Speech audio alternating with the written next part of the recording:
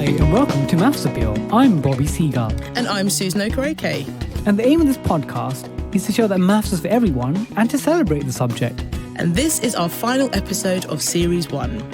And we really hope you've enjoyed listening to Maths Appeal as much as we've enjoyed making it. We decided to make this podcast because we want people to feel more confident using maths in their everyday lives. Hopefully our conversations about key maths topics and our chats with guests who are fellow math champions have helped make maths more accessible, engaging and fun for you. And if you've missed any of the episodes, why would you?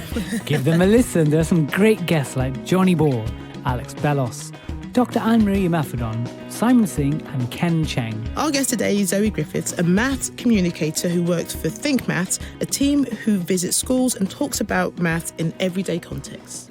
So we'll hear from her soon, but first, let's get stuck into our topic, measure. And you might be thinking, measure? What measure? Do they mean something else? Measurement? Susan, explain why it's measure. Well, I think we're using the term measure because it's geometry and measure in the maths curriculum, but it's kind of just measurement, really. And this part of the podcast, we sort of split it up into 3 different points of discussion. One is what first comes to mind when we as maths teachers, that's me and Bobby, think about this topic. How do we teach this topic and we introduce it to the students? And then what are the common issues that arise when we're teaching this topic? So how do you generally what do you think about this topic generally, Bobby? Yes, I think, again, you think of the word measure, so you're able to ascertain something, you're trying to calculate something, and what is that something? Could it be the length of an object? Could it be the weight, how much something weighs? Or could it be the capacity, how much volume it contains? So this is actually a topic that is a real topic. Because again, there's some bits of maths that are quite abstract, but I think with measure, it's meant to be a topic for students that exists in the real world. Yeah.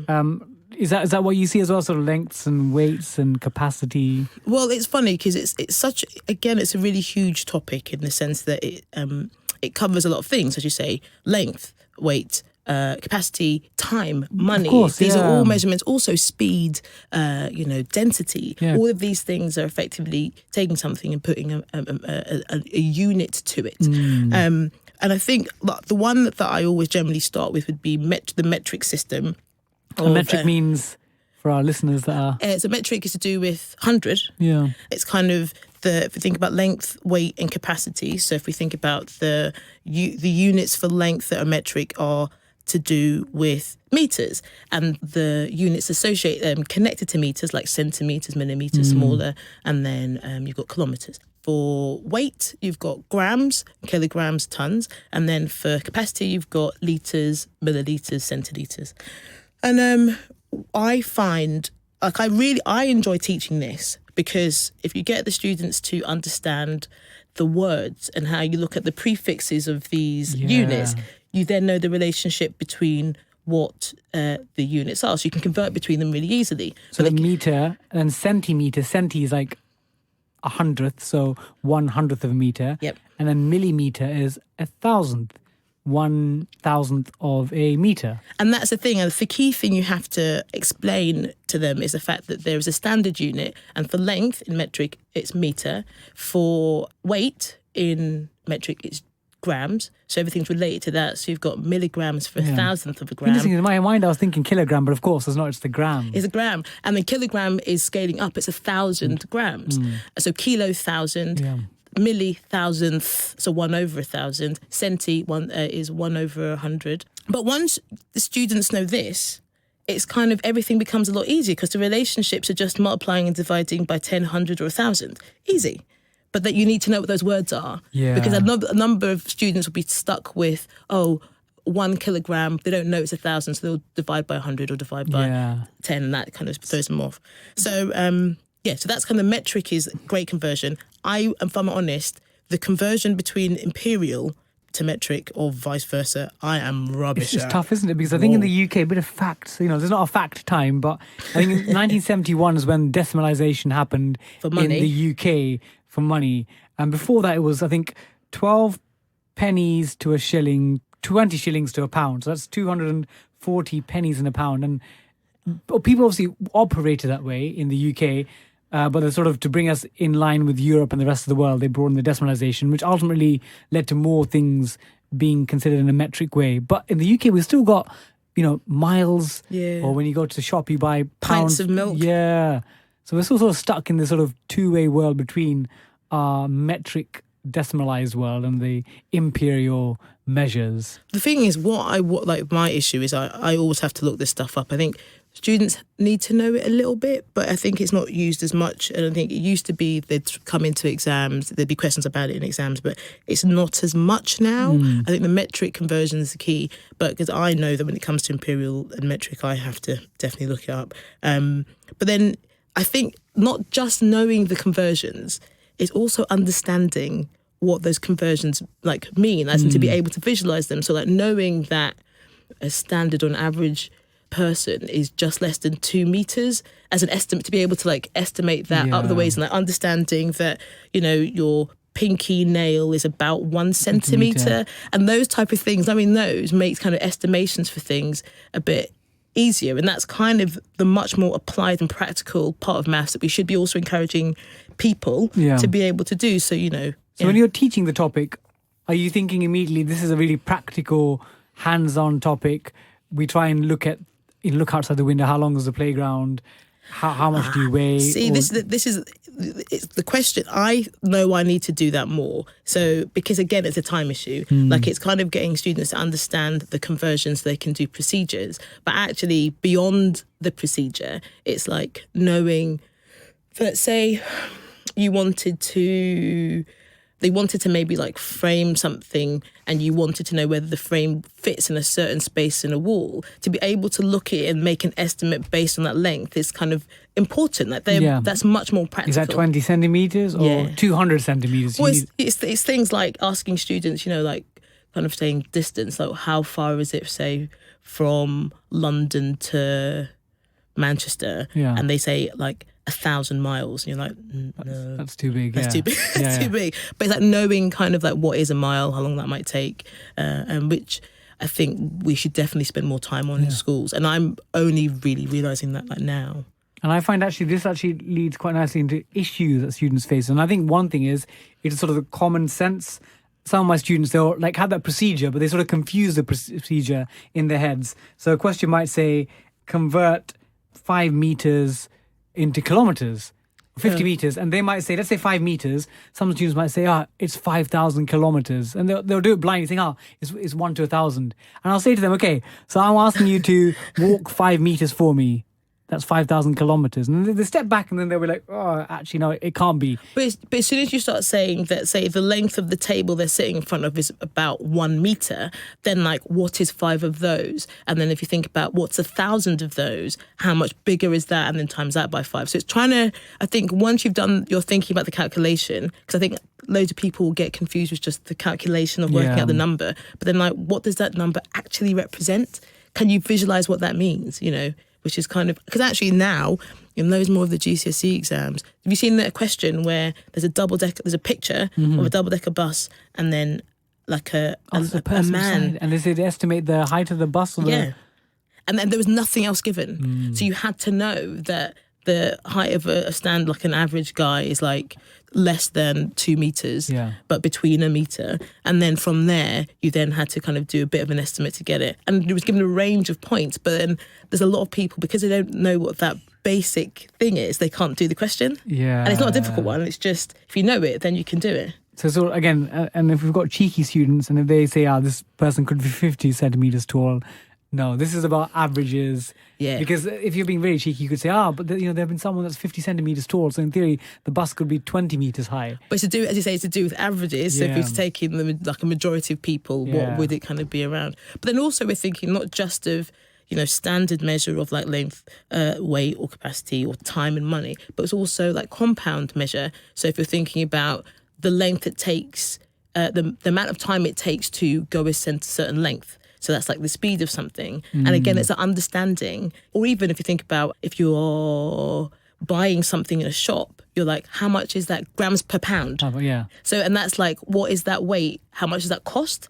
And again, knowing that is how you make your kind of comparisons to know whether you're making, you're traveling properly, or you've changed your speed, or you're getting ripped off in the shop. You're getting the right deal. Like if you're buying jam and you buy the small tub of jam or the large tub of jam, is it like £2.50 per 100 gram, or is it £2.25 per 100 grams?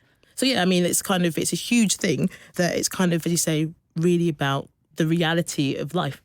On that, shall we go to your puzzle, Bobby? Yes. Do you have one on measure? Yes, puzzle time. So again, let's do an intro to the puzzle. So your question is, so who are the two lead children characters of J.K. Rowling's books? The two lead? Yeah, the main. I know. I want you to tell me who the two are. Okay, I'm going to say... my personal favourite ones, anyway. I see. Harry Potter. Yes, and... Hermione Granger. Yes, Hermione Granger. So your favourite? I used to like Ron Weasley. Yeah, I was going to say Ron. Yeah. He's kind of my favourite. I like the family. Yeah. This puzzle's not about their family. It's just about Harry and Hermione. So imagine they're having a running race. And Harry is sneaky. And he has a head start. So he starts at midday, and he travels at an average speed of 10 kilometres per hour. Right. And Hermione starts 30 minutes later at an average of 15 kilometres per hour. So she's faster. Let's say it's not a running race. Let's say it's a Quidditch. On a broom, on a wizard broom. The broom race. Broom race. Right. So the question is, at what time will she catch up Harry? Okay. All right. One more time. Yeah. So Harry has a wizard broomstick race against Hermione Granger. So Harry has a head start. He starts at midday and travels at an average of 10 kilometres per hour. Mm-hmm. Hermione starts 30 minutes later at an average of 15 kilometres per hour. So your question is, what time does she catch up with Harry? Fantastic. All right, so we'll return to the puzzle and go through our calculations right after we've heard from our guest, Zoe Griffiths. Susan and producer Jenny saw Zoe do a talk about the perils of statistics at a recent Nerd Night event in London. Then they asked her to be on the podcast. And here she is, telling Susan about her math story. My name's Zoe, and I'm a maths communicator, which means I go into schools and talk about maths, and sometimes I go to science festivals and talk about maths, and occasionally I do kind of nerdy comedy nights about maths. Oh, right, okay. And so how did you get into this? Well, I was a maths teacher back in the day. So I was a maths teacher for about 5 years, and that's kind of when I first kind of discovered that I liked communicating maths. And I worked at the Royal Institution after that, which is, I don't know if you've heard of the RI. Explain to our listeners. So they run the Christmas lectures, which are filmed on BBC for the BBC every year. So they've got a lecture theatre, which is where those lectures are filmed. But they also do all sorts of other kind of things to engage the public with maths and science and get them excited about it, including running something called the Masterclass Program, which I was working on. So I was kind of organising masterclasses for primary school students, and they are sort of enrichment maths clubs, essentially. So I did that for a little bit and discovered how much fun it was to make workshops and talks about maths, wacky maths, which wasn't on the curriculum. And then I met Matt Parker, who runs Think Maths, which I work for now. So that's how I got into my job. Wonderful. So that's kind of how you got to work for Think Maths. So what's the mission of Think Maths? Okay, so Think Maths is there's a group of us who go into schools and give talks and workshops about maths, and I guess our aim essentially is to kind of excite students about mathematics and show them a little bit of a taster of maths kind of outside of the classroom, so sort of wider world of mathematics and how maths can be used in contexts that maybe they hadn't thought about before, and in perspectives from kind of looking at maths from a perspective which might be unusual to them. Can you give us an example? So what type of thing? Because as a maths teacher, one of the real issues I have, and I've sort of said this a number of times, is when you're delivering this stuff, you've got the curriculum to go through. It can just feel quite dry. Okay. And it's kind of getting a bit of inspiration as to maybe how to bring some stuff to life. Obviously, your organisation's amazing, but are there any kind of ideas that we can, as a maths teacher, I can bring into the class? So some of the examples give an example, please. So all sorts of things. So the other day I was giving a talk which we call the hidden maths of technology, which is includes various examples of how maths is essential basically for the technology we interact with every day. In particular, things like barcode scanners. Oh, right. So there's an error checking mechanism in them, which means that when you scan a barcode, it will know whether it's correctly read the barcode. So that all uses maths. There's error checking in your phone when you send a text message to somebody. So what's the session? How do you do that? Okay, that's a good question. So you need to come and see it. So I guess essentially it's kind of connecting the mathematical methods with the real life examples that I've just given, like barcodes and sending a text message. And we talk about binary and how that's used in all these binary things. numbers. Yep. And so there'll be certain kind of demos to get students to come up and try out things, so a bit of audience participation. But essentially, like, this is just one example. But this and kind of all of our talks and workshops, we want the students to use the problem solving skills and mathematical thinking skills that they learn in they hone in their maths classrooms, but just in a kind of a different context, a context they might not have seen before. Oh, wonderful! So that's the gist. And do you generally get like a good vibe from the kids? Yeah, definitely.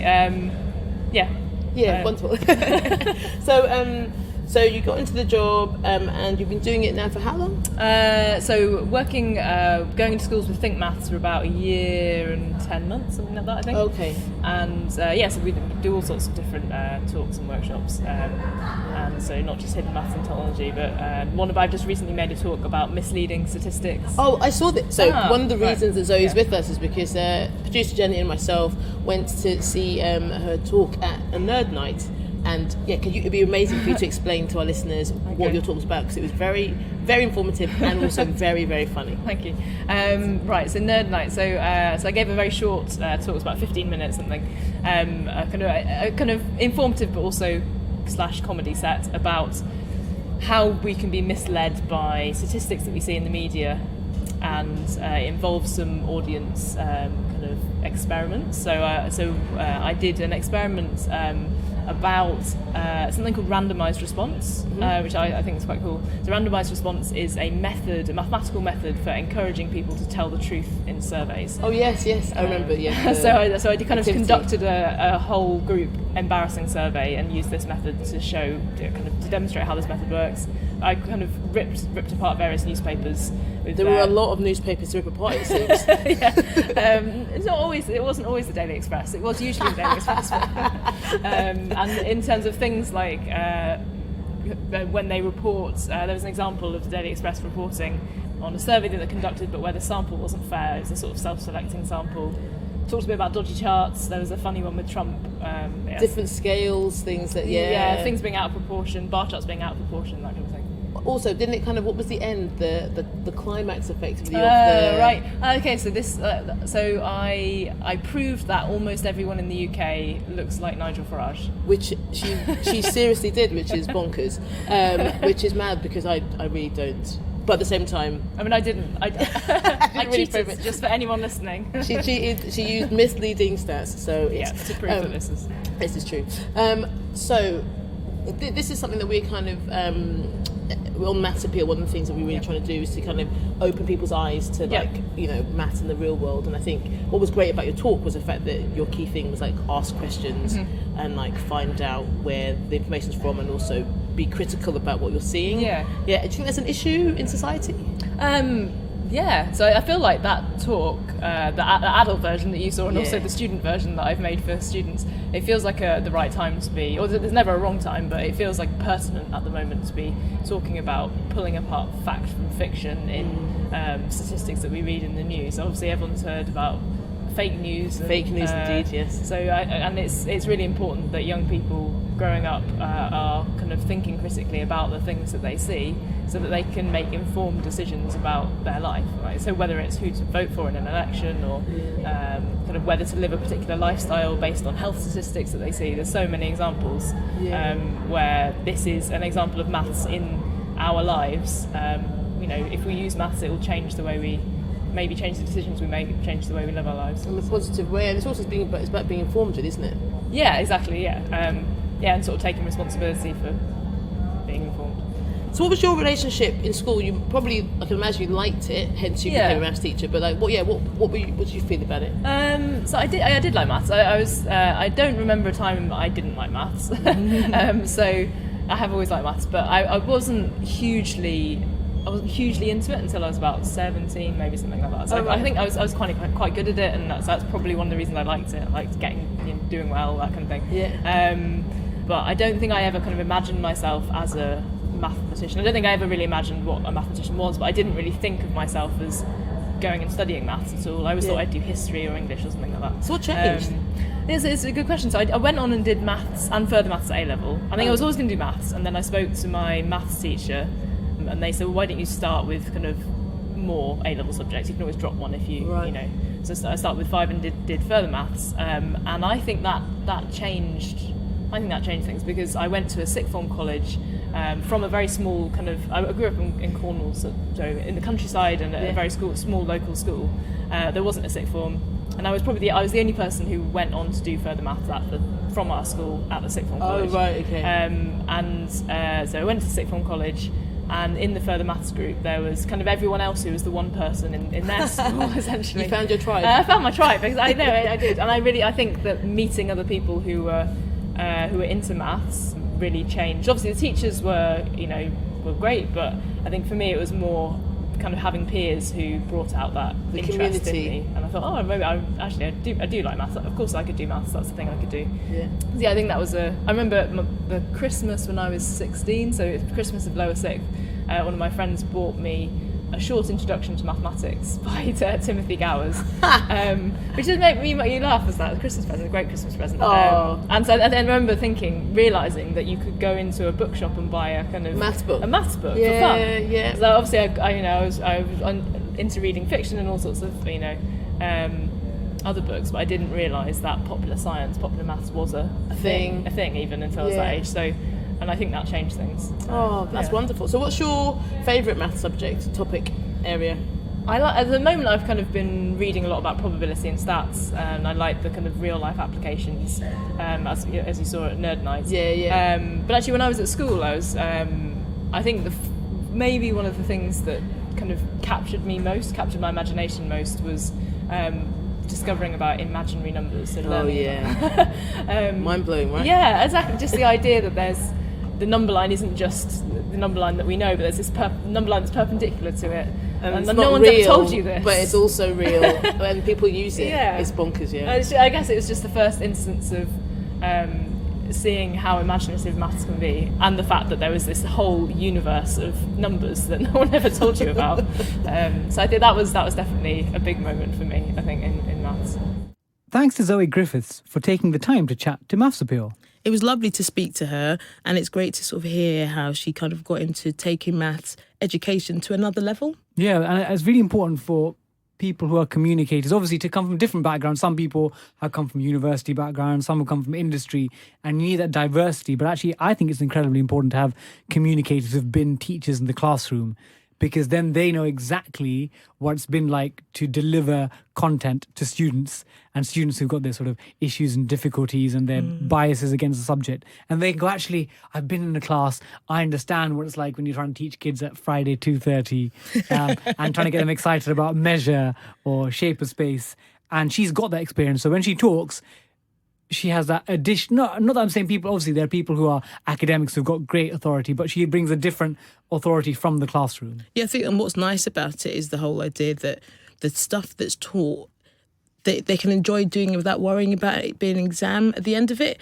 And, it's real life stuff that, students can walk away with and go, oh, there's an actual point in what I'm doing, and it can be then connected to the curriculum, but it's not based in you must remember every part of this. Because when we teach in a lesson, I'm guessing there's an element of you need to learn this because it's coming up in Unit 2 assessment or your end of month or end of term end test. of module exam. Yeah. And that's quite an easy way to kill the fun of something. You can do, yeah. And it's just great that there are organisations like Think Maths that go into schools to give the element of difference, to the maths education. I think it's wonderful. Ideally, they'd be working with teachers too, but it's kind of it's enhancing the learning experience, really.